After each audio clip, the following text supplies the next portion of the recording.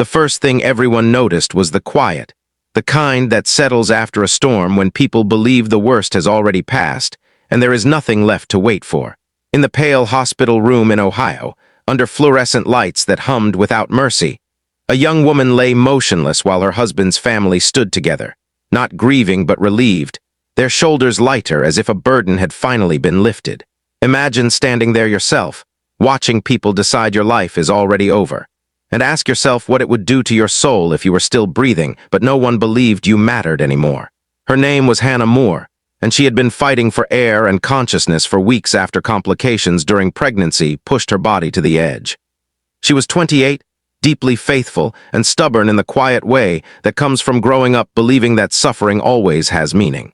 Her husband, Caleb, had married her for love, but love had never been enough for his parents.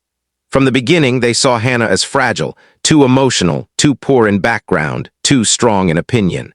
When doctors said her condition was critical, his parents interpreted it not as tragedy but as inevitability, as if God himself had agreed with their judgment.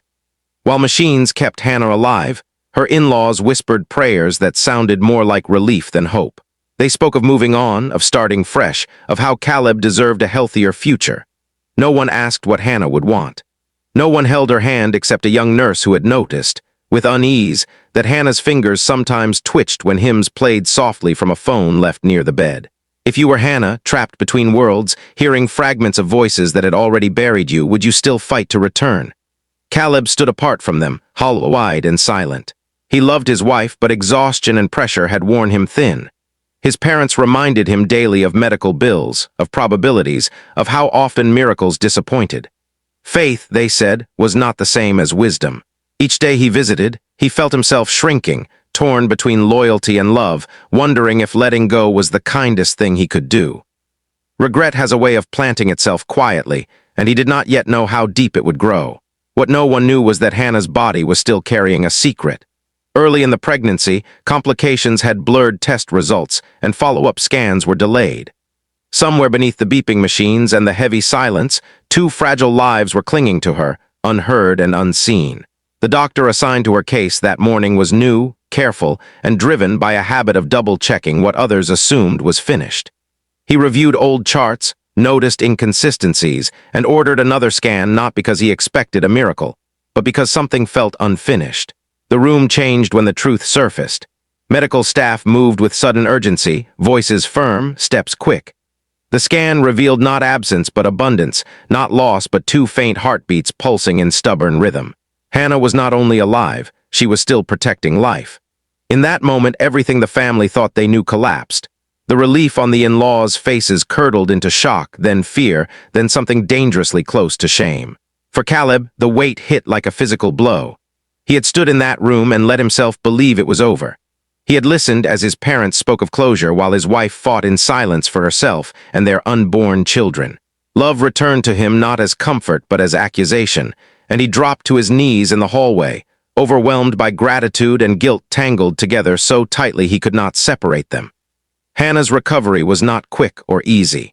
There were setbacks that tested every ounce of patience and faith she had left. Her body trembled under the strain, and pain became a constant companion. Yet slowly, painfully, she returned. One morning her eyes opened, unfocused but alive, and tears slipped down her temples when she saw Caleb's face, ravaged by nights without sleep and days full of regret. She could not speak, but her grip tightened around his hand, reminding him she was still choosing to stay. The in-laws visited less after that. When they did come, their smiles were cautious, their prayers suddenly louder and more dramatic. They spoke of blessings and divine plans, but Hannah sensed the distance, the discomfort of people forced to confront their own cruelty. Forgiveness did not come easily to her. Lying there, feeling the steady movements within her body, she wondered how people who claimed faith could abandon compassion so quickly. If you were her, would you open your heart again, or would you protect it at all costs?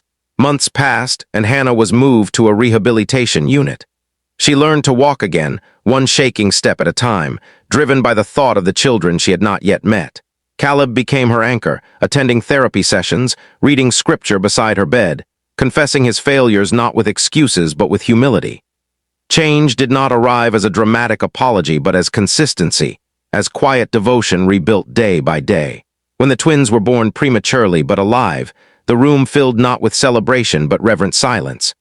Two tiny cries cut through the air, fragile yet fierce, a reminder that life does not ask permission to exist. Hannah wept as she held them, feeling the weight of everything she had endured and everything she had nearly lost.